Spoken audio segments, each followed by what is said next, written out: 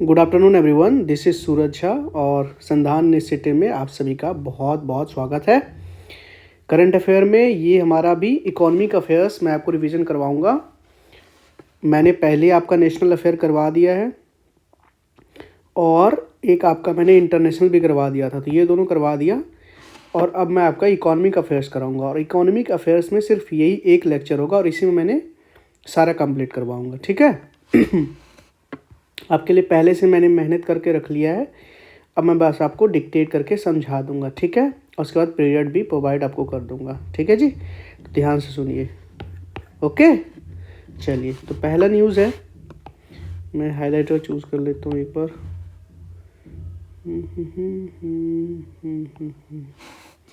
So first है NPS वात्सल्य scheme. देखिए क्या है ना कि आप सभी ने सुना होगा कि नेशनल पेंशन अकाउंट होता है ना, तो ये वात्सल्य स्कीम जो है बच्चों के लिए है, ठीक है। अब पेंशन स्कीम है फॉर द माइनर्स, ठीक है। और मिनिमम कंट्रीब्यूशन इसमें आपको 1,000 रुपया पर मंथ देने पड़ेंगे और मैक्सिमम का कोई लिमिट नहीं है, आप जितना ही मैक्सिमम डिपॉजिट कर सकते हैं, लेकिन मिनिमम आपको 1,000 रुपये देने पड़ेंगे, ठीक है। और 18 साल से छोटे बच्चों के लिए ये चीज़ है, ये चीज़ याद रखिएगा। और जब वो बच्चा मेजोरिटी को अचीव कर लेगा तो उसके पास उस प्लान को वात्सल्य स्कीम का जो है उसको आप कन्वर्ट कर सकते हैं एक नॉर्मल एनपीएस अकाउंट में, ठीक है। तो ये कंट्रीब्यूशन आप थोड़ा याद रख लीजिएगा।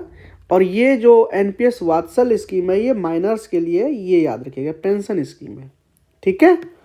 ओके, मैक्सिमम लिमिट नहीं है, कुछ भी मैक्सिमम जितना भी चाहे उतना कर सकते हैं। उसके बाद एक ना इम्पॉर्टेंट ये है कि प्रधानमंत्री ग्राम सड़क योजना फिर से रोल आउट किया गया है, ठीक है। और हर एक जो विलेज है वहाँ पे थोड़ा सा रोड डेवलप हो और उसको कनेक्ट किया जाए एनएच से, ये प्लान है टोटल ग्राम सड़क योजना का, कनेक्टिविटी को थोड़ा सा और इन्हेंस करने के लिए। तो ये चौथा फेज़ है इसका। तो इसका जो टाइम पीरियड रखा गया है वो थोड़ा इम्पोर्टेंट है, 24-25 फिजिकल ईयर से 28-29। तो अगर गैप दिखेगा तो 24 से लेके 29 यानी 5 साल का मतलब चलाया गया। आप इस तरह से याद करो, 24 से 29, ठीक है। नेक्स्ट आपका है PM E drive scheme. E drive scheme है तो ड्राइव आप समझ ही रहे हैं, तो और ई लगा दिया तो इलेक्ट्रिक हो गया। तो इलेक्ट्रिक मोबिलिटी को और ज़्यादा प्रमोट करने के लिए ये चीज़ लाया गया, ठीक है। आपने वो एक स्कीम पढ़ा होगा ना, फैम स्कीम पढ़ा है ना आपने, फैम, वो इसी चीज़ के लिए है, ठीक है। तो एक दूसरा स्कीम से निकाले गए, पीएम ई ड्राइव स्कीम, ये इलेक्ट्रिक व्हीकल्स के लिए है ना। दिल्ली की सड़कों में बहुत सारे आपको देखे होंगे कि सारे जो बसेस थे वो धीरे धीरे इलेक्ट्रिक व्हीकल्स हो रहे हैं, तो वो अंडर द फैम स्कीम ही हो रहे हैं, ठीक है। ये चीज़ याद रखिएगा। उसके बाद तीसरा है कि ये मैंने पहले भी आपको बताया था कि टाटा ग्रुप ने अपना सेमीकंडक्टर का जो फैसिलिटी है वो असम में सेट करने का निर्णय लिया है, ठीक है। टाटा ग्रुप ने, ये याद रखिएगा, इन्होंने 27,000 करोड़ रुपये उन्होंने वहाँ पे इन्वेस्ट किया है। वहाँ पे इन्वेस्ट करके क्या करेंगे, एक्चुअली असेंबली लाइन सेटअप करेंगे और टेस्ट फैसिलिटी को वहाँ पे सेटअप करेंगे। और ये भारत का पहला इंडिजिनस होगा जो कि कोई कर रहा है, ठीक है।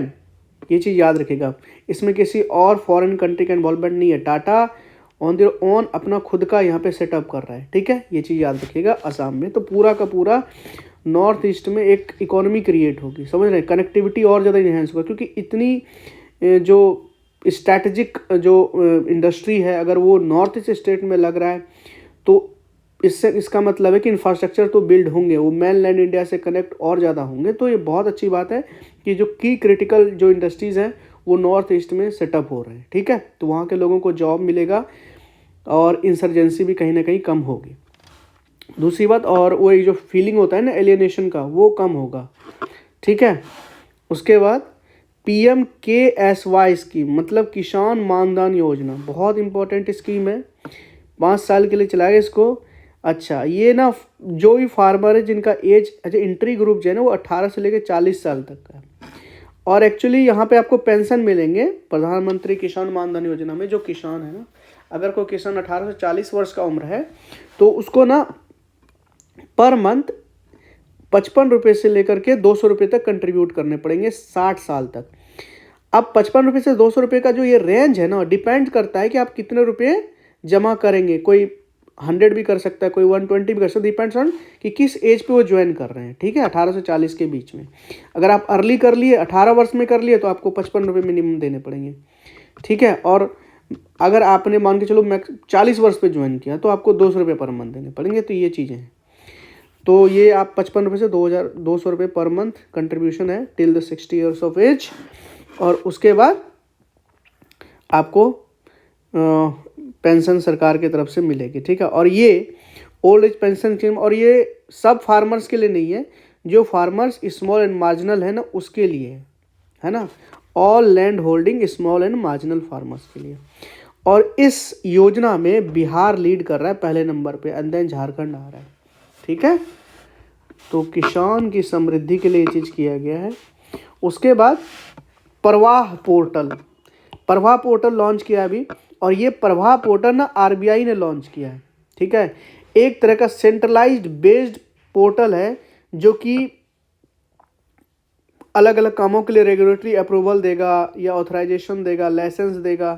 तो ये प्रवाह पोर्टल जो है कौन लॉन्च किया? आरबीआई लॉन्च किया। इतना सा आप याद रखिए। ठीक है, नेक्स्ट है यूपीएस क्या होता है? Unified pension scheme. ये थोड़ा सा मैं ज़्यादा डिस्कस कर रहा हूँ यहाँ पे, इम्पॉर्टेंट है एक्चुअली। ये जो है ना, महाराष्ट्र पहला स्टेट है इस चीज़ को इम्प्लीमेंट करने वाला। ये तो पहला डिटेल आप याद रखो कि यूपीएस को, यूनिफाइड पेंशन स्कीम को इम्प्लीमेंट करने वाला पहला राज्य महाराष्ट्र है। ठीक है ना, और ये जो स्कीम है ना, इसमें एम्प्लॉय के पास ऑप्शन होगा कि या तो वो एनपीएस को चूज़ करे या तो वो यूपीएस को स्विच कर ले। तो एनपीएस जो नेशनल पेंशन स्कीम है, एक तो वो है, और एक अभी यूपीएस सरकार ने लाया है, यूपीएस यूनिफाइड पेंशन स्कीम, वो है। तो ऑप्शन है, आप ये भी ज्वाइन कर सकते हो, ये भी ज्वाइन कर सकते हो। ठीक है, ओके, ये चीज़ आप याद रखिएगा। ठीक है, और ये सिर्फ सेंट्रल गवर्नमेंट के एम्प्लॉय के लिए, स्टेट गवर्नमेंट के लिए नहीं है। स्टेट गवर्नमेंट अगर ये करना चाहते हैं तो उनको अपना एक रोल आउट करना पड़ेगा। ठीक है, ये चीज़ याद रखिए। और दूसरी बात ये है कि अगर एक बार आपने यूपीएस को चूज़ कर लिया तो डिसीजन को रिवर्स नहीं कर सकता, आप दोबारा फिर एनपीएस को चूज़ नहीं कर सकते। अगर आपने एनपीएस चूज़ किया तो यू हैव ऑप्शन कि आप यूपीएस उसके बाद कन्वर्ट कर सकते हैं, लेकिन अगर आपने यूपीएस पहले ही चूज़ कर लिया तो उसको फिर रिवर्ट नहीं कर सकते। और इसका रोल आउट जो इम्प्लीमेंटेशन होगा वो अगले फाइनेंशियल ईयर से होगा, यानी 2025 के 1 अप्रैल से होगा। ठीक है, ये चीज़ याद रखिएगा। सेकेंड, जो कंट्रीब्यूशन इसमें है एम्प्लॉय और एम्प्लॉयर का कंट्रीब्यूशन, वो थोड़ा ध्यान से देखिए। जो बेसिक्स वो होता है, सैलरी होता है, और जो डीआरएस अलाउंस होता है उसका 10% एम्प्लॉय देगा और 18.5% के आसपास एम्प्लॉयर देगा। ठीक है, ये चीज़ आप याद रखिएगा। और बेनिफिट कैसे मिलेगा? बेनिफिट मिलेगा मान के लिए जब आप रिटायर होंगे तो जो आपके लास्ट, जब आप रिटायर हो रहेंगे तो उसके लास्ट के जो 12 मंथ की जो एवरेज सैलरी होगी ना, उसका 50% आपको पेंशन मिलेगा। ठीक है, वो चीज़ याद रखिएगा बिफोर द रिटायरमेंट। और अगर मान के चलिए, और ये जो 50% पेंशन तब मिलेगा जब आप कम से कम 25 ईयर का सर्विस दे चुके हैं।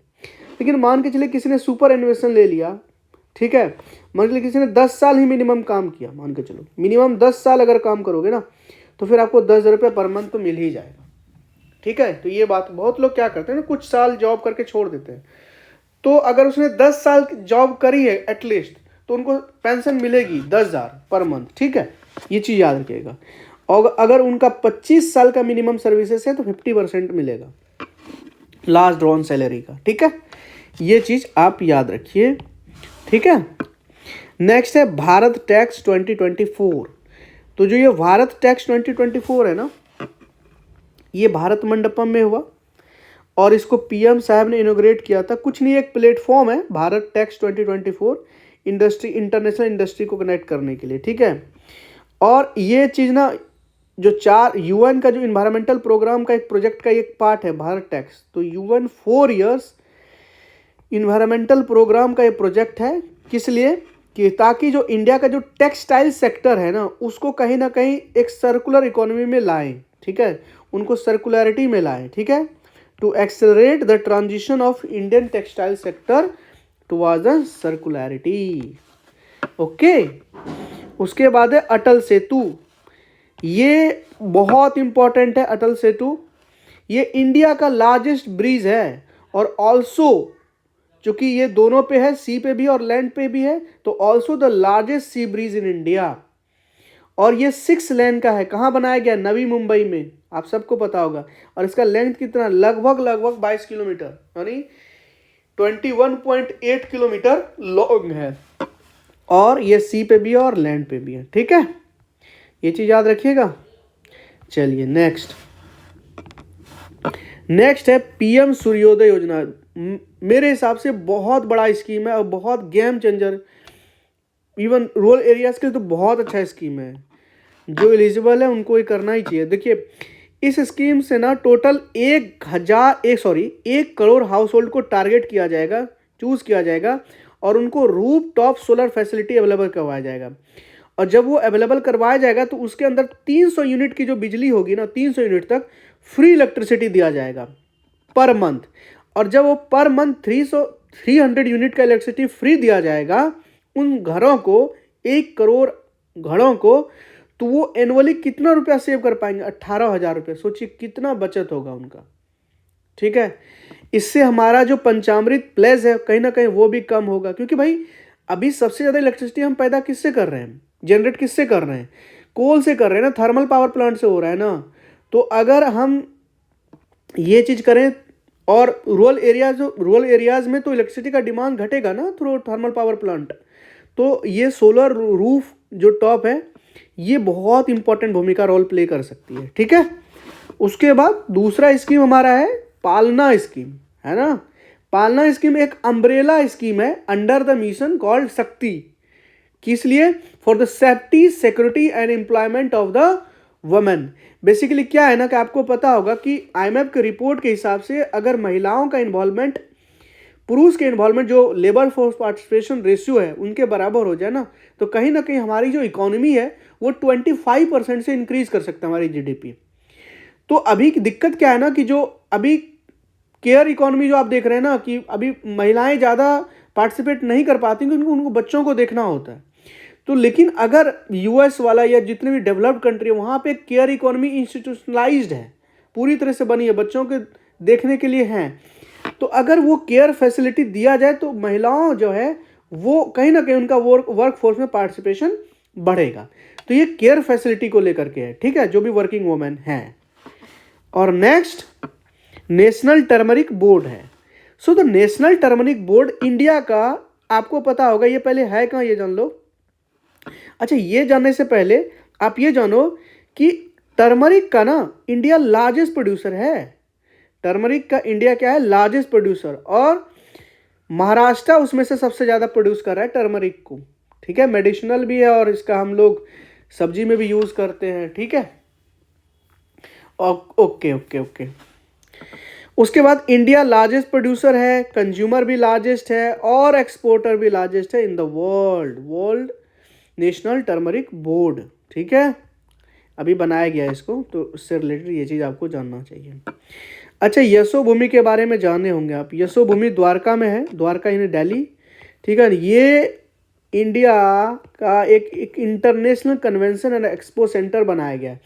भारत मंडपम तो एक बना ही है, और ऑन दिस लाइन एक और द्वारका में भी बनाया गया है, ठीक है। ये कन्वेंशन सेंटर है एंड एक्सपो सेंटर, ठीक है। ये चीज़ आप याद रखिए, ठीक है जी।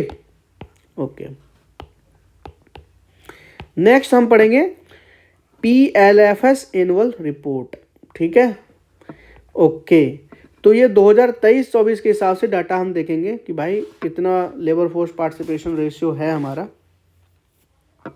ये PLFS जो रिपोर्ट होता है ये NSSO निकालती है, नेशनल सैंपल सर्वे ऑर्गेनाइजेशन, है ना।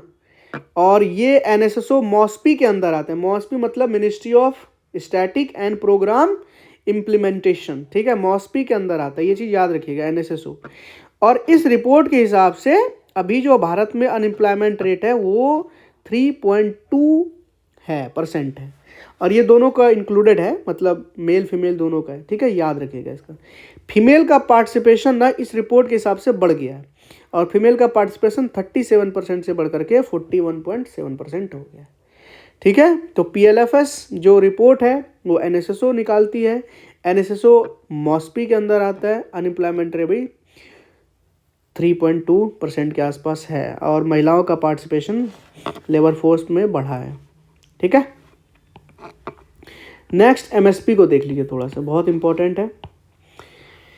देखिए क्या है कि इसको एमएसपी जो मिनिमम सपोर्ट प्राइस होता है, इसको अप्रूव्ड इकोनॉमिक अफेयर्स के द्वारा, और अप्रूव कौन करता है?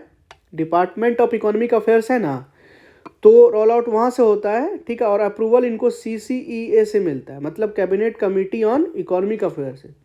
डायरेक्ट कैबिनेट देखते हैं इसको। ठीक है, और सबसे ज़्यादा जो एमएसपी दी गई है ना, वो नाइजर सीड पे दिया गया। नाइजर सीड एक खरीफ क्रॉप है, ये चीज़ याद रखिएगा ओवरऑल। और सिर्फ खरीफ में ही नहीं, आप खरीफ और राबी दोनों को मिला दोगे ना, तो सबसे ज़्यादा पैसा जो दिया जाता है एमएसपी रेट है वो नाइजर सीड पे ही है। ठीक है, और उसके बाद मूंग पे है। ठीक है, तो मूंग सेकेंड नंबर पे, ये चीज़ याद रखिएगा। अभी क्या वो न्यूज में इसलिए था कि क्योंकि पैडी का जो ना फिक्स कर दिया गया 2300 पर कुंटल के हिसाब से, भाई पर कुंटल 2300 रुपया दिया जाएगा एमएसपी धान के लिए, यानी पैडी के लिए। और राबी में अगर आप देखिएगा तो लेंटिल जो है, जिसको हम मसूर बोलते हैं, वो सबसे ज़्यादा हाईएस्ट इंक्रीज हुआ है उसका। ठीक है, ओके। अच्छा, बाजरा एक ऐसा क्रॉप है ना जिसमें जो मार्जिन होता है ना फार्मर का सबसे ज़्यादा है, प्रोडक्शन अगर देखा जाए तो so the expected margin to the farmer over their cost of production, जितना उनको लगा है ना प्रोड्यूस करने में, उसके हिसाब से मार्जिन फार्मर को सबसे ज़्यादा बाजरा में मिलता है। ठीक है, ये चीज़ याद रखिए। नेक्स्ट, इंडियाज एक्सपोर्ट परफॉर्मेंस को थोड़ा सा देख लीजिए, बहुत इंपॉर्टेंट है, प्लीज़ ध्यान दीजिएगा। तो अभी हमारा जितना मर्चेंडाइज एक्सपोर्ट है ना, उसमें थोड़ा सा डिक्लाइन देखने को मिला है, और अभी हमारा कितना है? 437 बिलियन US$ है। ठीक है, ये चीज़ याद रखिएगा, हमारा मर्चेंडाइज एक्सपोर्ट 437 के आसपास बिलियन USD है। ठीक है, तो मर्चेंडाइज एक्सपोर्ट तो हमारा घटा है, लेकिन सर्विस एक्सपोर्ट हमारा बढ़ा है, ये चीज़ याद रखिएगा। ठीक है, और कभी कभी क्वेश्चन बन सकता है कि भाई इंडिया का जो शेयर है ग्लोबल एक्सपोर्ट मार्केट में वो कितना है? कभी कभी ऑप्शन में दिया जाता है कि वो 2% से ज़्यादा है, या 3% है, 4%, नहीं, वो 2% से भी कम है। 1.82% के आसपास ग्लोबल एक्सपोर्ट मार्केट में इंडिया का शेयर है। ठीक है ना, और हमें जो अभी डेफिसिट हुआ है ना टोटल, वो 78 USD का हुआ है। ओवरऑल ट्रेड डेफिसिट हमारा कितने का है? 78 US$। ठीक है, ये चीज़ याद रखिएगा। अच्छा, ये बिलियन डॉलर है, US बिलियन डॉलर, मैंने यहाँ लिखा नहीं है क्या? $78 तो बहुत कम होता है। अच्छा, बिलियन डॉलर है। ठीक है, ये चीज़ याद रखिएगा। ओके, ठीक है, और हमारा जो लार्जेस्ट एक्सपोर्ट मार्केट है वो कौन है? UAE है, समझे? ये चीज़ याद रखिएगा, UAE हमारा लार्जेस्ट एक्सपोर्ट मार्केट है। इंडिया जो है ना, इंडिया का भी जो टॉप ट्रेडिंग पार्टनर है वो पहले नंबर पे फिर से चाइना आ गया है। कुछ समय के लिए US था, बट अभी चाइना आ गया है, और चाइना के साथ हमारा डेफिसिट है, इसलिए मैंने माइनस लिखा है यहाँ पे। दूसरे नंबर पे जो हमारा ट्रेडिंग पार्टनर है वो USA, और USA के साथ हमारा ट्रेड सरप्लस है, रिमेंबर दिस। थर्ड नंबर पे UAE है, इसके साथ हमारा डेफिसिट। ठीक है, ये चीज़ याद रखिएगा। उसके बाद कुछ जो स्टैटिस्टिक्स है वो आपको मैं बता देता हूँ एग्रीकल्चर एलाइड सेक्टर को लेकर के। ठीक है, so the agriculture allied sector को अगर देखें तो GVA में ग्रॉस वैल्यू एडेड में इसका जो शेयर है वो 18.2% है। ये चीज़ याद रखिएगा, कितना है? 18.2 एग्रीकल्चर एंड एलाइड। एलाइड में आपका वो माइनिंग वाइनिंग सब आते हैं। ठीक है, फिशरी, पिसिकल्चर वगैरह सब आते हैं। ठीक है, ये चीज़ याद रखिएगा। ओके, तो 18.2% है GVA में एग्रीकल्चर एंड एलाइड सेक्टर का कंट्रीब्यूशन।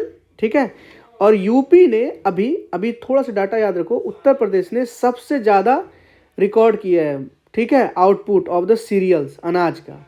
ठीक है, और अच्छा कुछ एक्स्ट्रा डिटेल, सबसे ज़्यादा जो लाइव स्टॉक हैं वो राजस्थान में है। भेड़, बकरी, गाय, भैंस, ये कहाँ मिलेंगे आपको? सबसे ज़्यादा राजस्थान में। उसके बाद यूपी में। फॉरेस्ट्री अगर आप देखोगे तो महाराष्ट्र में सबसे ज़्यादा फॉरेस्ट्री से मिलते हैं। Fishing, aquaculture Andhra Pradesh and then West Bengal. ठीक है, ओके।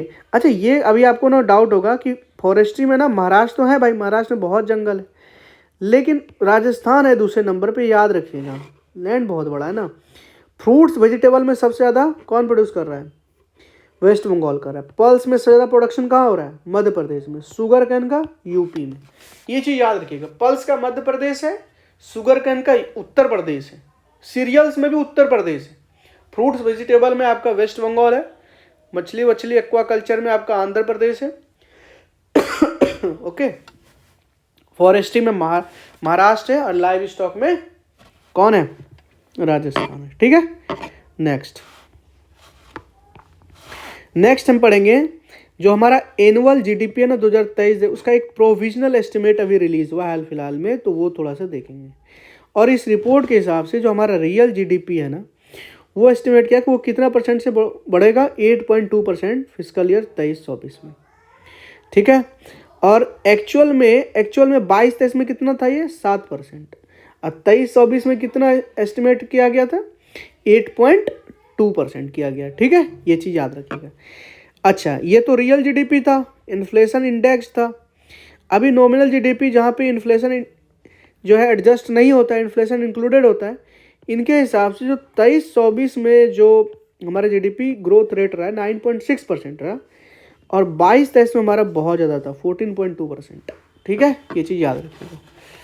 ओके, आरबीआई का जो मॉनेटरी पॉलिसी कमेटी का वो है, वो थोड़ा सा ध्यान रखिएगा। कुछ रेट है वो याद रखिए, क्योंकि बहुत समय से रेपो रेट जो है ना, रेपो रेट जिस रेट पे बैंक जो रिजर्व बैंक ऑफ इंडिया होता है आरबीआई, वो बैंक शेड्यूल कॉमर्शियल बैंक को लोन्स देती है, उस रेट को बोलते हैं रेपो रेट। ठीक है, तो अभी बहुत समय से उन्होंने ना 6.5% बेसिस पॉइंट ही रखा है।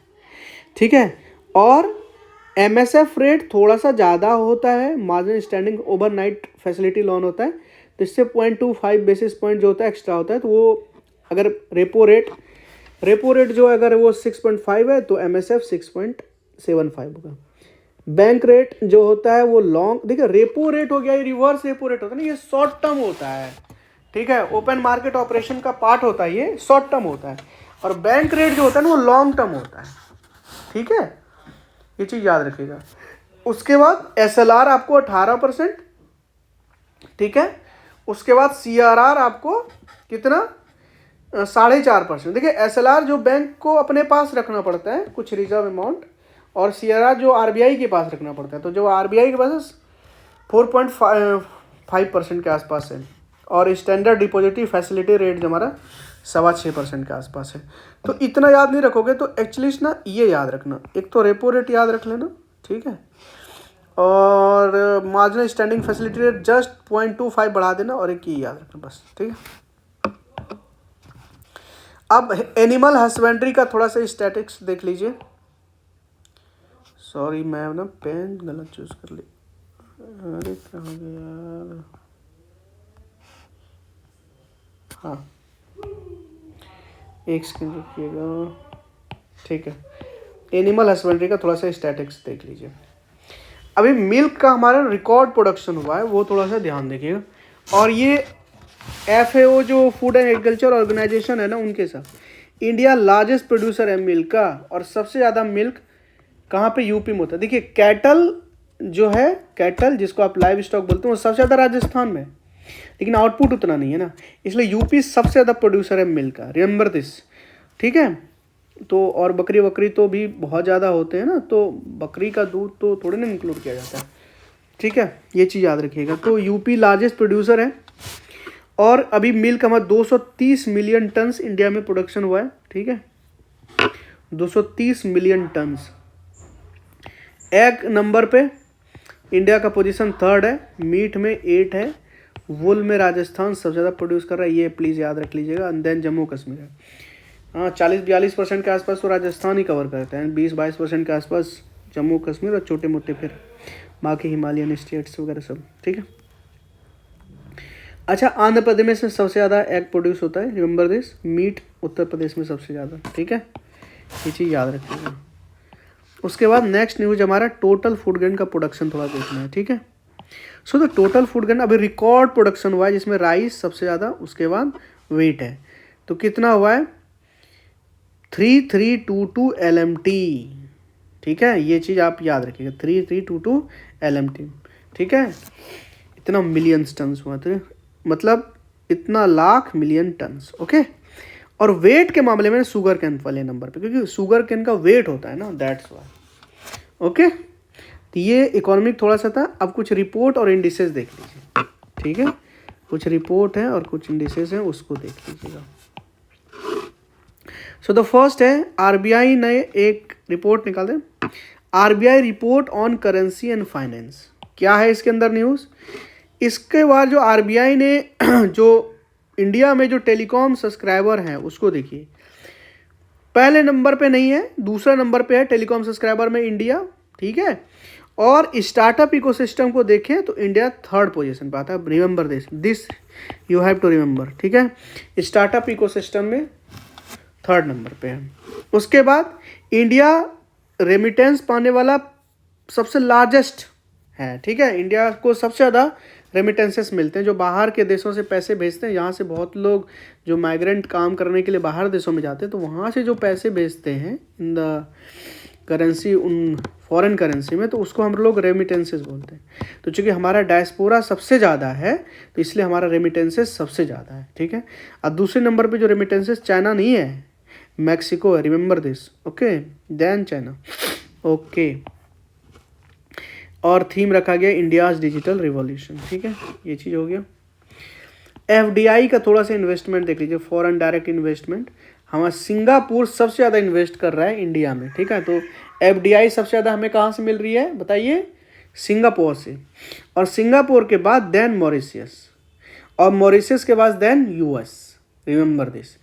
तो ऑर्डर कैसे है एफडीआई का? Singapore, Mauritius and then US, ठीक है ना, ओके। तो एसएमए, उसके बाद अभी क्या है ना कि ये सब सबसे ज़्यादा तो सिंगापुर से होता है, लेकिन एफडीआई इन्वेस्टमेंट में थोड़ा सा भी गिरावट देखी गई, तो स्लाइड कंट्रैक्शन हुई है, 35% डिक्लाइन कर गया है एफडीआई इन्वेस्टमेंट इंडिया में, रिमेंबर दिस। तो एफडीआई बढ़ा नहीं है, एफडीआई घटा है, ये याद रखिए। उसके बाद एक रिपोर्ट है, वर्ल्ड इन्वेस्टमेंट रिपोर्ट। देखने में तो लगती है कि कोई वर्ल्ड इकोनॉमिक फोरम कर रही होगी या वर्ल्ड बैंक कर रहा होगा, बट ऐसा नहीं है।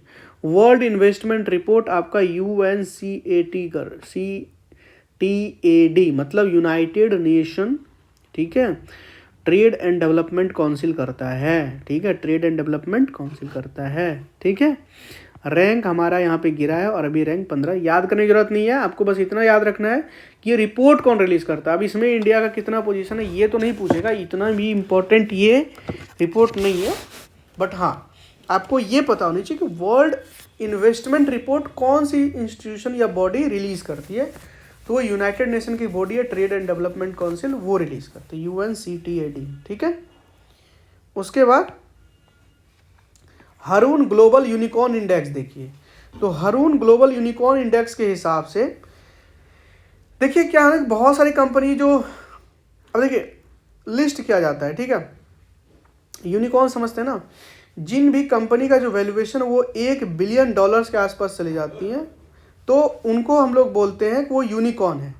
तो ऐसा नहीं है कि कोई कंपनी अगर लिस्ट हो गया तो वो यूनिकॉर्न है, ठीक है, ऐसा नहीं होता है। और तो एटलीस्ट उनके पास $1 बिलियन होनी चाहिए, ठीक है, ये याद रखिए। और ऐसा नहीं कि वो अगर स्टॉक एक्सचेंज में लिस्टेड है तो यूनिकॉर्न माना जाएगा, याद रखिएगा इसको। तो यूनिकॉर्न बनने के लिए वैल्यूएशन $1 बिलियन होनी चाहिए, रिमेंबर दिस। इंडिया यूनिकॉर्न के मामले में तीसरे नंबर पे आता है। हमारे भारत में ना तो पहले 68 या 79 थे, अभी थोड़ा घट गए हैं तो 67 है, और फिर भी हम तीसरे नंबर पे हैं यूनिकॉर्न के मामले में। फर्स्ट नंबर पे USA है, ठीक है, याद रखिएगा। और अगर ग्लोबल यूनिकॉर्न कुछ कंपनियां देखनी है, कुछ स्टार्टअप्स देखनी है, तो पहले नंबर पे आपका बाइट डांस है, बाइट डांस। और ये जो बाइट डांस है ना चाइना का है।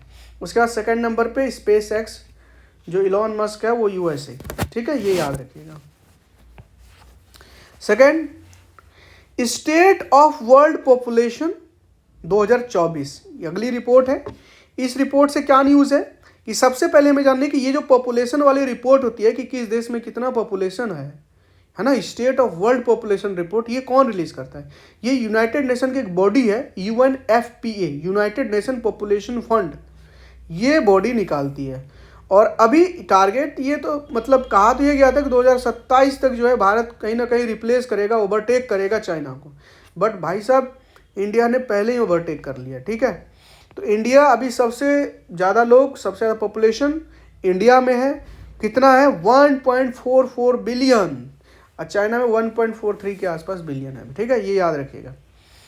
और 24% जो जनता है ना हमारे भारत में, वो 0 से 14 साल के हैं।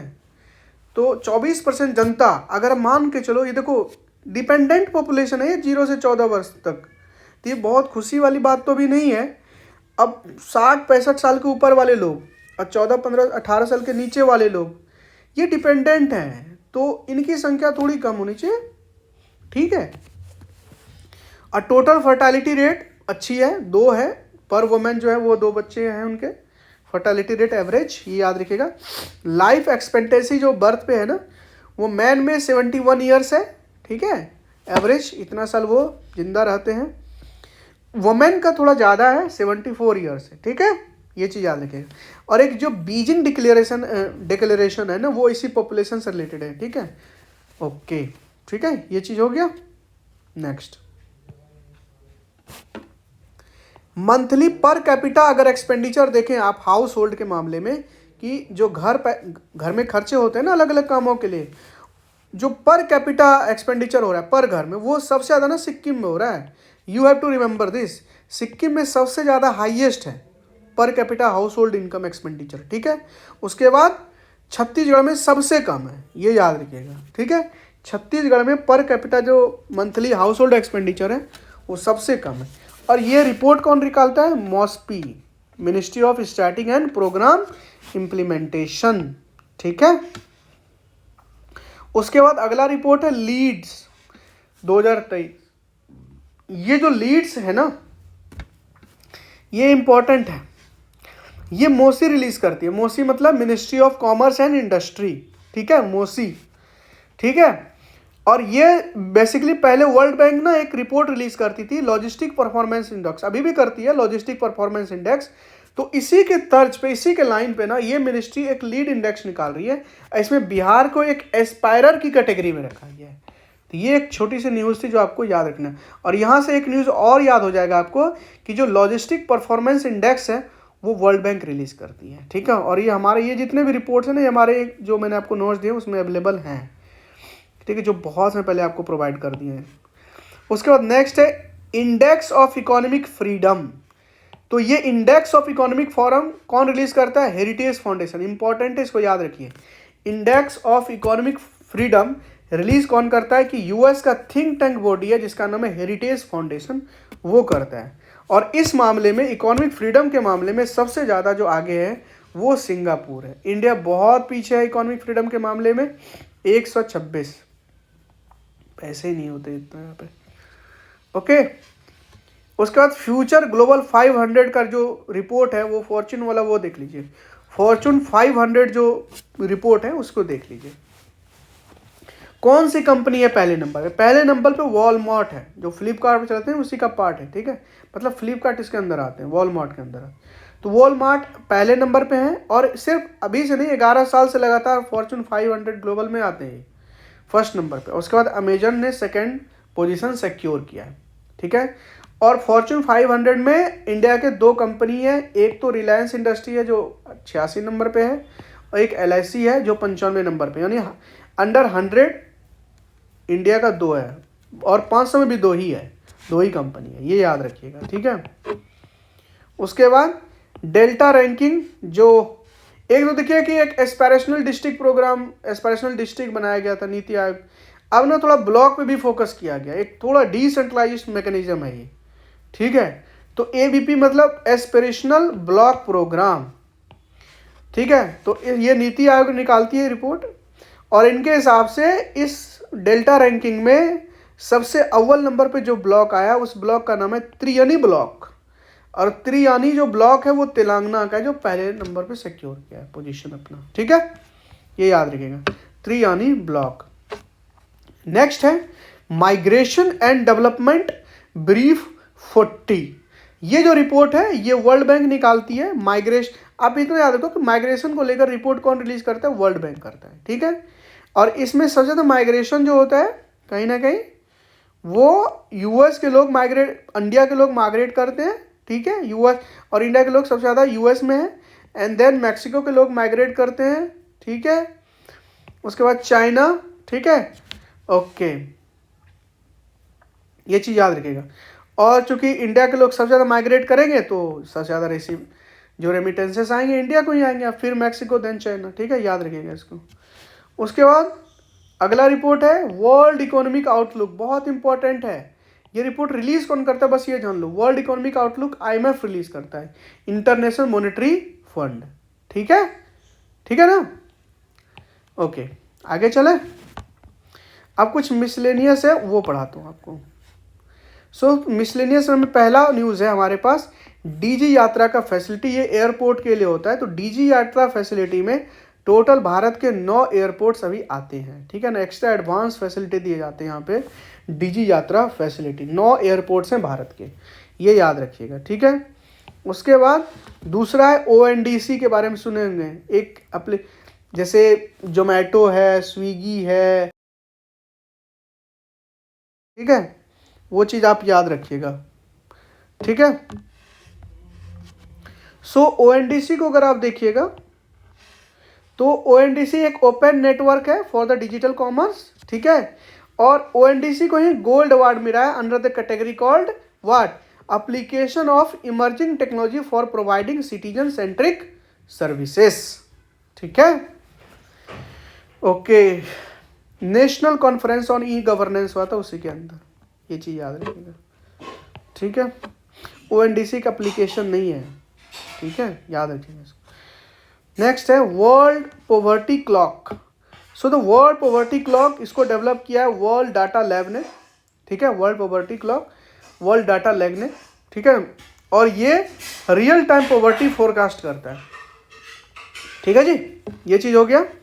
नेक्स्ट आपको सप्लाई चेन काउंसिल के बारे में पढ़ना है। सप्लाई चेन काउंसिल के बारे में पढ़ना है, तो इसके बारे में वो क्या पढ़ना है, इंडो पैसिफिक इकोनॉमिक फ्रेमवर्क, ठीक है, इंडो पैसिफिक इकोनॉमिक फ्रेमवर्क ने इंडिया को इलेक्ट किया है बेसिकली एक एज अ वाइस चेयर। तो फिर चेयर किसको किया है, यूएसओ को किया है, ठीक है। तो सप्लाई चेन काउंसिल के अभी वाइस चेयर कौन है, इंडिया है, और चेयरमैन कौन है उसके, यूएसए, ये याद रखिएगा। और इंडो पैसिफिक रीजन में ऑपरेशन के लिए है ये, ठीक है, ये चीज़ आप याद रखिए। जो नेक्स्ट है वो इंडिया का एक्सपोर्ट डेस्टिनेशन, थोड़ा सा देख लीजिए, पहले ही बताया हूँ आपको। एक्सपोर्ट डेस्टिनेशन में पहले नंबर पे USA, then UAE, then Netherland and then UK. Export destination हमारा है, ठीक है, जहाँ सबसे ज़्यादा हम एक्सपोर्ट यूएसए को करते हैं, देन यूएई, देन हमारा नीदरलैंड एंड यूके। हमारा जो ट्रेड है वो सबसे ज़्यादा यूएसए के साथ नहीं होता, सबसे ज़्यादा हमारा चाइना के साथ होता है, देन यूएस, ठीक है, ये चीज़ याद रखना है। इंपोर्ट डेस्टिनेशन देखिएगा ना, तो सबसे ज़्यादा हम चाइना से इंपोर्ट करते हैं भाई। 98, 97 भी चला गया था हमारा डेफिसिट चाइना के साथ, ठीक है। तो चाइना के साथ सबसे ज़्यादा हम इंपोर्ट करते हैं चाइना से, and then Russia and UAE, ठीक है, ये याद रखिएगा। और इंडिया का जो लार्जेस्ट ट्रेडिंग पार्टनर अभी जस्ट थोड़ा देर पहले पढ़ाया भी था, चाइना है, और हमारा कितना है 118 यूएस बिलियन डॉलर के आसपास है, ठीक है। उसके बाद यूएसए है, देन यूएई है। आप दोनों में देखिए कितना कम है, इसलिए मैंने कहा रिप्लेस करते रहता है दोनों एक दूसरे को। ये 118.3 है, ये 118.4 है, ठीक है। तो चाइना 0.1 एक्स्ट्रा है, ठीक है। नेक्स्ट हमको पढ़ना है इंडिया का फर्स्ट ट्रांसशिपमेंट पोर्ट्स, बहुत इंपॉर्टेंट है। इंडिया का जो पहला ट्रांसशिपमेंट पोर्ट्स बनाया गया है वो विजिगन पोर्ट जो केरला में उसको बनाएगा। इसको बना कौन रहा है, अडानी ग्रुप बना रहा है। और वर्ल्ड का जो सबसे बिगेस्ट ट्रांसशिपमेंट पोर्ट है वो सिंगापुर में है। इंडिया का विजिगन है ना, विजिंजम पोर्ट, ठीक है, यहाँ बनाया जा रहा है केरला में, और अडानी ग्रुप इसको बना रहा है, ये याद रखिएगा, ठीक है। उसके बाद इंडिया ने साइन किया है फ्री ट्रेड एग्रीमेंट किसके साथ, एफ्टा के साथ। एफ्टा मतलब होता है यूरोपियन फ्री ट्रेड एसोसिएशन। और यूरोपियन फ्री ट्रेड एसोसिएशन में 4 कंट्री आते हैं, नॉर्वे, स्विट्जरलैंड, आइसलैंड और लिंचस्टेन। ठीक है, ये 4 कंट्री के साथ हमने अभी FTA साइन किया है। किसके किसके साथ? एक तो नॉर्वे के साथ, स्विट्जरलैंड के साथ, आइसलैंड के साथ और लिंचस्टेन के साथ। ठीक है, ये याद रखिएगा। उसके बाद स्टॉक मार्केट के मामले में इंडिया ने हांगकांग को अभी ओवरटेक करके 4थे नंबर पोजीशन को हासिल कर लिया। तो India overtook Hong Kong to become the 4th largest stock market in the world. Okay, next जो एक कैंपेगौड़ा इंटरनेशनल एयरपोर्ट है बेंगलुरु में, इसके बारे में देखिए। इसको बेस्ट रीजनल एयरपोर्ट की अवार्ड मिला है इंडिया में। क्लीनेस्ट भी है, सबसे ज़्यादा है। ठीक है, ये चीज़ याद रखिएगा। ओके, नेक्स्ट उसके बाद आपको पढ़ना है UPI सर्किल। ये बहुत इंपॉर्टेंट है। ठीक है, UPI सर्किल क्या है? मान के चलिए कि पहले तो ये देख लीजिए UPI सर्किल लॉन्च किसने किया है? NPCI, national payment corporation of India ने किया है, NPCI ने। ठीक है, और इसमें क्या है कि मान के चलिए आप UPI यूज़र हैं। ठीक है, तो आप अपना UPI जो है ना किसी दूसरे पर्सन को, स्पेशली आप अपने माइनर्स को भी या किसी और को भी एक्सेस दे सकते हैं कुछ अमाउंट तक। ठीक है, कि वो इतना अमाउंट तक फ्री है, मेरा UPI हैंडल से यूज़ करके पैसे पे कर सकते हैं। तो इसको बोलते हैं UPI सर्कल। आपका जो ट्रस्टेड सेकेंडरी यूजर है ना, उसको हेल्प करने के लिए ये चीज़ है कि now you are delegating the payment authorisation to your trusted partner या ट्रस्टेड सेकेंडरी यूजर। ओके, ये चीज़ याद रखिएगा। नेक्स्ट है GST काउंसिल की भी मीटिंग हुई थी, उसको देखिए आप। ठीक है, तो अभी GST काउंसिल की मीटिंग में एक डिसीजन लिया गया कि हम ना कुछ जो कैंसर ड्रग है उसका जो रेट है वो घटा करके 5% कर रहे हैं 12% से। ठीक है, तो वो कुछ जो कैंसर ड्रग है उसका नाम थोड़ा प्रोनाउंसिएशन आप देख लीजिएगा। एक तो है ट्रस्टुजुमैब, मैंने कहा ना मैं थोड़ा नाम नहीं ले पाऊंगा इसको, ट्रस्टुजुमैब। ठीक है, दवाई का नाम है ये। एक तो है क्या है, डिरक्सटिकन। ठीक है, एक डिसिमिट्रिन और पता नहीं क्या, देख लीजिएगा इसको। ठीक है, अजीब नाम है। 1-2 नाम आप याद रख लीजिए। एक तो ये डिरक्सटिकन है, एक ये याद रख लीजिए। एक तो ट्रस्टुजुमैब है, एक ये याद रख लीजिए। ठीक है, ये है ओस्मीमेरैब टिनिब, देख लीजिएगा यार, सॉरी। ये एक तो दवाई के नाम ऐसे ऐसे है ना कि, चलिए कोई नहीं। नेक्स्ट AP होता कमेटी अभी बैठाई गई है। सो AP होता कमेटी जो है ये डिजिटल पेमेंट को लेकर के है। ठीक है, कि कैसे हम डिजिटल पेमेंट जो इंडिया में इतने बड़े मात्रा में है उसमें जो वर्नेबिलिटी है, रिस्क फैक्टर है, उसको कैसे रिड्यूस किया जाए, तो उसके लिए हम बेसिकली AP होता कमेटी अभी हमने बैठाई है। ठीक है, एक तो ये याद करना है आपको जी। ठीक है, उसके बाद महिलाओं के प्रति इतनी क्राइम बढ़ती जा रही हैं इस अभद्र समाज में, तो उसके लिए सरकार ने एक अभी C-Box पोर्टल लॉन्च किया। ये एक तरह का सेंट्रलाइज्ड प्लेटफॉर्म है जहाँ पे महिलाएं, अगर किसी महिला के साथ सेक्सुअल हरासमेंट हुआ है जहाँ वो काम करती हैं, तो उनके खिलाफ वो रजिस्टर कर सकती हैं और उस कंप्लेंट जो की है उनको मॉनिटरिंग भी कर सकती हैं। तो C-Box पोर्टल इंपॉर्टेंट है, याद रखिए। ठीक है, ओके। नेक्स्ट है आपका साथी 2.0। सो द साथी 2.0 ये सेबी ने रिलीज़ किया है।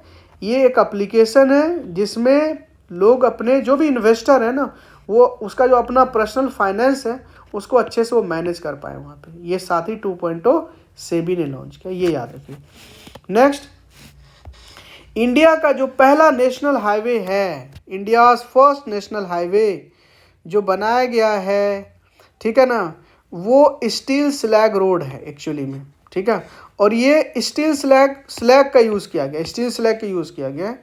तो इसके बाद इंडिया का वो पहला नेशनल हाईवे बन चुका है जहाँ पे स्टील स्लैग का यूज़ किया गया है, और वो NH 66 पे किया गया है, और ये रन करती मुंबई टू गोवा। ठीक है, ये याद रखिए।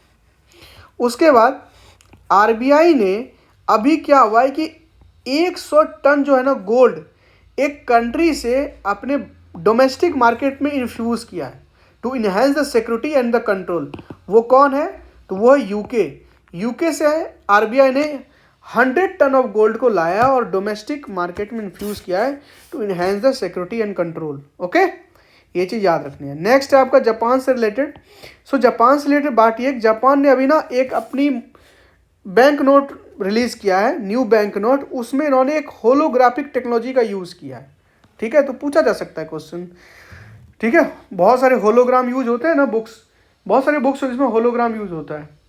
ठीक है, वो वाली टेक्नोलॉजी, ताकि जो जो रुपयों का जो डुप्लीकेशन होता है, फर्जी नोट होते हैं, ठीक है, उनको कम करने के लिए, है ना। Okay, next, India's first multi modal logistic park. ठीक है, इंडिया का पहला मल्टी मॉडल लॉजिस्टिक पार्क कहाँ बनाया गया, बताइए। इंडिया का पहला मल्टी मॉडल लॉजिस्टिक पार्क ये बनाया गया चेन्नई में। Remember this. जहाँ तक मुझे याद है कि 2 मल्टी मॉडल लॉजिस्टिक पार्क बनने वाले हैं, एक तो तमिलनाडु के चेन्नई में और एक उत्तर प्रदेश में। तो अभी इंडिया का पहला multi modal logistic park Chennai में बना है और रिलायंस ग्रुप उसको हेड कर रहा है। ठीक है, ये याद रखनी है। उसके बाद इंडिया का फर्स्ट H-125 हेलीकॉप्टर जो बनाया जाएगा 2026 तक बनाया जाएगा। ठीक है, और किसके पार्टनरशिप में, किसी बाहरी कंपनी के पार्टनरशिप में नहीं, टाटा ग्रुप के पास, है ना, टाटा एडवांस जो ग्रुप है उनके साथ। ठीक है, और इसके साथ, इनके साथ कोऑपरेट और कौन करेगा, टाटा के साथ एयरबस। ये चीज़ याद रखिएगा, in partnership of Tata. Okay, next, India ने फॉरेन इंस्टीट्यूशनल इन्वेस्टमेंट को अलाउ कर दिया गया है किस चीज़ के लिए, to invest in the green bond. ठीक है, अब ग्रीन बॉन्ड में अगर एफआई जो होते हैं, जो फॉरेन इंस्टीट्यूशनल इन्वेस्टर होते हैं, अगर वो इन्वेस्ट करेंगे तो इससे हमारा जो पंचामृत प्लेज है कहीं ना कहीं उसको फुलफिल करने में हमें हेल्प मिलेगी। तो जो हमारा पंचामृत प्लेज है वो भी मैंने यहाँ इंक्लूड कर दिया है। ये पंचामृत प्लेज 5 ऐसे प्लेजेस हैं जो COP 26 में, कॉन्फ्रेंस ऑफ पार्टी 26 में मोदी जी ने लिया था। NDC को थोड़ा सा इन्हेंस किया था, जो नेशनली डिटरमाइंड कंट्रीब्यूशन है इंडिया के। ठीक है, और ये COP 26 कहाँ हुआ था, स्कॉटलैंड में हुआ था। ठीक है, अच्छा, दूसरी बात कि वो जो पंचामृत 5 जो प्लेज हैं कौन कौन है, पहला कि हम 2070 तक नेट जीरो अचीव करेंगे। दूसरा कि जो 1 बिलियन टन जो कार्बन इमिशन है उसको कम करेंगे 2030 तक। तीसरा कि 500 गीगावाट का जो पावर इलेक्ट्रिसिटी है वो नॉन फॉसिल फ्यूल से लेंगे। चौथा, कार्बन इंटेंसिटी को रिड्यूस करेंगे बाय मोर देन 45% बाय 2030, और 50% जो इलेक्ट्रिसिटी है वो वाया रिन्यूएबल एनर्जी से लेंगे बाय 2030। तो ये 5 के 5 प्लेजेस आपको याद होनी चाहिए। ठीक है जी, बहुत ईजी है। Okay, next, RIL Reliance industrial limited ने बिल्ड किया global economic hub in Navi Mumbai. Remember this, RIL to build global economic hub in Navi Mumbai. ठीक है, उसके बाद अभी लाल बहादुर शास्त्री इंटरनेशनल एयरपोर्ट कहाँ बना है, ये बना है वाराणसी में। लाल बहादुर शास्त्री इंटरनेशनल एयरपोर्ट कहाँ पे, वाराणसी। रिमेंबर दिस, इंडिया का जो स्टॉक मार्केट है ना अभी, वो कितना, उसका वैल्यूएशन कितना चला गया है, $5 ट्रिलियन। रिमेंबर दिस, कितना, $5 ट्रिलियन, है ना। इसके मामले में इंडिया का पोजीशन है, हांगकांग को भी रिप्लेस किया, जस्ट बताया था आपको, यहीं से वो न्यूज़ था। ठीक है, next, India to become world 3rd largest e commerce market by 2030।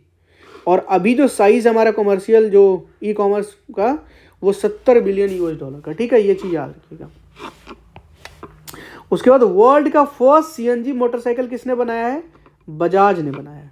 ठीक है, ये याद रखिएगा, पहला मोटरसाइकिल जो CNG से चलता है। उसके बाद first commerce crude oil strategic reserve India में बनाया है। आपको पता है कि ऐसे बहुत टाइम है जब विश्व में जो भी ऑयल प्रोड्यूसर हैं, जो क्रूड ऑयल जो निकालते हैं, जब उनकी प्राइस घटते हैं ना, तो इंडिया के पास इतना स्टोरेज नहीं होता है कि वहाँ से वो चीप प्राइसेस में खरीद के यहाँ पे रिजर्व रख पाए। तो इसको देखने के लिए भारत ने अभी एक स्ट्रेटेजिक स्टोरेज बनाया है क्रूड ऑयल को रखने के लिए, वो पादूर कर्नाटका में बना है। बहुत इंपॉर्टेंट है, प्लीज़ याद रखिएगा, पादूर कर्नाटका। ठीक है, और अगर आप क्रूड ऑयल को देखोगे तो इंडिया 3rd लार्जेस्ट कंज्यूमर और इंपोर्टर है क्रूड ऑयल का। ठीक है, उसके बाद नेक्स्ट है इंपोर्ट 85% जो है इंपोर्ट कवर कर रहे हैं, ठीक है। मतलब जो क्रूड ऑयल का जितना भी इंपोर्ट है, मतलब जितना हमें ज़रूरत होती है ना, जितनी भी हमें नीड है क्रूड ऑयल की, उसकी 85% हम इंपोर्ट करते हैं। ये चीज़ याद रखिए, ठीक है जी। चलिए नेक्स्ट हमें याद क्या करनी है, IREDA. IREDA Indian renewable energy development agency के बारे में क्या है, इनको अभी नवरत्ना का स्टेटस मिला है। रिमेंबर दिस, एरेडा को, Indian renewable energy development agency को नवरत्ना का स्टेटस मिला है। ओके ठीक है। इंडिया नाइजीरिया रिलेशन थोड़ा सा देख लीजिए। इंडिया नाइजीरिया रिलेशन अगर आप देखोगे तो अभी local currency settlement system agreement दोनों के बीच हुआ है, ठीक है ना। तो जो भी बायलैटरल ट्रेड होगा इंडिया नाइजीरिया के बीच वो लोकल करेंसी में होगा, ये चीज याद रखिएगा, ठीक है। India Nigeria. उसके बाद एक रिपोर्ट है जिसका नाम है फाइनेंशियल इंक्लूजन इंडेक्स। ये फाइनेंशियल इंक्लूजन इंडेक्स सुन के लगेगा IMF रिलीज करता होगा, लेकिन ऐसा नहीं है, ये RBI रिलीज करता है। Remember this, financial inclusion index कौन रिलीज करता है, RBI। ओके नेक्स्ट, इंडिया का पहला इंटीग्रेटेड एग्रीकल्चर एक्सपोर्ट फैसिलिटी, बहुत इंपॉर्टेंट है। इंडिया का पहला इंटीग्रेटेड एग्रीकल्चर एक्सपोर्ट फैसिलिटी कहाँ खुला है, जवाहरलाल नेहरू पोर्ट अथॉरिटी, ठीक है, यहाँ पे खुला है मुंबई में। ओके ये चीज याद रखना है। नेक्स्ट, स्कोर 2.0 क्या है ये स्कोर 2.0? स्कोर 2.0 एक कंप्लेन रजिस्टर्ड का सिस्टम है जहां पे आप कंप्लेन कर सकते हैं, और इसको सेबी ने रिलीज किया है ना, ठीक है। और ये चीज है complain reduces system. Next, world largest renewable energy park बनाया गया, कहाँ पे, वर्ल्ड का largest renewable energy park Khavda में बनाया गया है, ये गुजरात में, और इसको अडानी ग्रीन एनर्जी देख रहा है, ठीक है। वर्ल्ड का largest renewable energy park Adani group उसको बना रहा है, खावड़ा गुजरात में। Remember this, okay ji. First European nation to accept UPI, हमारा फेवरेट कौन है, फ्रांस। फ्रांस पहला यूरोपियन कंट्री है जिन्होंने UPI को एक्सेप्ट किया है, ठीक है, ये चीज याद रखिएगा। नेक्स्ट, 100% FDI भारत सरकार ने अलाउ कर दिया है स्पेस सेक्टर में, ठीक है, बहुत जरूरी था ये। और वो भी 100% जो FDI है ना ऑटोमेटेड रूट के थ्रू हो सकता है, अप्रूवल लेने की जरूरत नहीं है, ऑटोमेटेड रूट से, for the manufacturing of the components, ठीक है। जो स्पेस सेक्टर में जो भी कंपोनेंट्स यूज होते हैं, जो भी बनते हैं, उनके लिए 100% ऑटोमेटिक रूट से FDI अलाउ कर दिया गया है, ठीक है, ये याद रखिएगा। नेक्स्ट, बहुत इंपॉर्टेंट है, नमो ड्रोन दीदी स्कीम। नमो ड्रोन दीदी स्कीम में 15,000 जो सेल्फ हेल्प ग्रुप की महिलाएं हैं उसको चूज किया जाएगा, और वो रेंटल सर्विस देंगी ड्रोन का फार्मर्स को, वहां से वो पैसे कमाएंगे, ठीक है। तो इससे उनका इनकम बढ़ेगा। और जो लखपति दीदी का हमारा जो प्रोग्राम था कि 1 करोड़ से बढ़ाकर 2 करोड़ लखपति दीदी बनाएंगे, कहीं ना कहीं ये स्कीम वहां पे हेल्प करेगा, ठीक है जी, ये याद रखिएगा। Next, vibrant Gujarat global summit. तो vibrant Gujarat global summit PM ji ने इसको इनॉग्रेट किया था, ये गांधीनगर गुजरात में हुआ था, और इसका जो थीम था बहुत बहुत ही कैची है, गेटवे टू द फ्यूचर, ठीक है, ये चीज, ठीक है, याद रखिएगा इसको। 16 फाइनेंस कमीशन के जो चेयरमैन है, ये इंपॉर्टेंट है, याद रख लीजिएगा इसको, अरविंद पेनागिरिया साहब, ये पहले नीति आयोग के फॉर्मर वाइस चेयरमैन थे, ठीक है, ये याद रखिएगा। उसके बाद कुछ लास्ट बचे हैं, इंडिया का फर्स्ट UPI ATM, ये हिताची पेमेंट सर्विस ने रोल आउट किया है, ठीक है ना, एज ए वाइट लेवल ATM, ठीक है ना, in association with the NPCI। क्या कितना अच्छा होगा ना कि हम ATM जाएं, कोई भी ATM किसी भी बैंक का हो, वहाँ पे हम UPI के थ्रू या तो स्कैन करके या कोई कोड डाल के मोबाइल से पैसे निकाल ले। एक तो ये होता है, मतलब योनो सर्विसेज हैं या अलग अलग सर्विसेज हैं, बट UPI का रोल आउट कर देना, किसी भी बैंक से कहीं भी UPI से आप पैसे निकाल सकते हैं, तो बहुत अच्छा होगा, ठीक है, ATM की जरूरत नहीं पड़ेगी, ठीक है। एक ये चीज़ें हैं। तो हिताची पेमेंट सर्विस ने इंडिया का पहला UPI ATM लॉन्च किया, ठीक है, एज अ वाइट लेवल ATM। Okay, social stock exchange, मैंने इसके बारे में पहले ही पढ़ाया था, सोशल स्टॉक एक्सचेंज को लेकर के, जो उन्नति ग्रुप है ना, उन्नति इंडिया, ये पहला है जिन्होंने रजिस्टर्ड किया as a first institute list on social stock exchange, Unnati, remember this, okay. And the last है इकोनॉमिक अफेयर्स का, मध्य प्रदेश को इंडिया का सबसे बड़ा, सबसे लार्जेस्ट टाइगर रिजर्व मिलने वाला है, ठीक है। 2025 तक कंप्लीट होगा, ये 2 साल में, अगले 2 साल में बन जाएगा। एमपी का सबसे largest, MP gets India's largest tiger reserve, और ये एमपी के कहाँ, दामोह में बन रहा है। और इस तरह से total 7 tiger reserve Madhya Pradesh में हो जाएंगे, ठीक है। तो ये मैंने आपका पूरा इकोनॉमिक अफेयर्स कवर करवा दिया। एंड नाउ अभी जो बचता है आपका, एक तो आपका साइंस टेक्नोलॉजी वाला है, वो मैं करवाऊँगा, और क्या बचता है, टेक्नोलॉजी वाला अगर छोड़ दे तो एक कोई और है सिक्योरिटी वाला, ठीक है। ये दोनों करवा के आपका करंट अफेयर हो जाएगा, ठीक है जी। चलिए, ऑल द वेरी बेस्ट। आप बहुत अच्छे से पढ़ रहे हैं, बहुत कम दिन बचा है, जितना ज़्यादा एफर्ट हो सकता है, जितना ज़्यादा उतना एफर्ट दीजिए, ठीक है। कम सोना पड़े, कम सोइए, लेकिन अभी जितना हो सकता है दीजिए। बस ये लास्ट लैप है, एक लास्ट लैप, 40-42 दिन से आप फॉलो कर रहे हैं संधान प्लान को, बस 5, 6, 7 दिन और हैं। प्लीज़ अभी आपको कोई कॉम्प्लेंसी नहीं दिखानी है, एकदम हाई जोश के साथ होनी चाहिए आपको, ठीक है। तो मेरी सारी विशेष है आपके साथ, ऑल द वेरी बेस्ट, ठीक है। This is Suraj Jha signing off.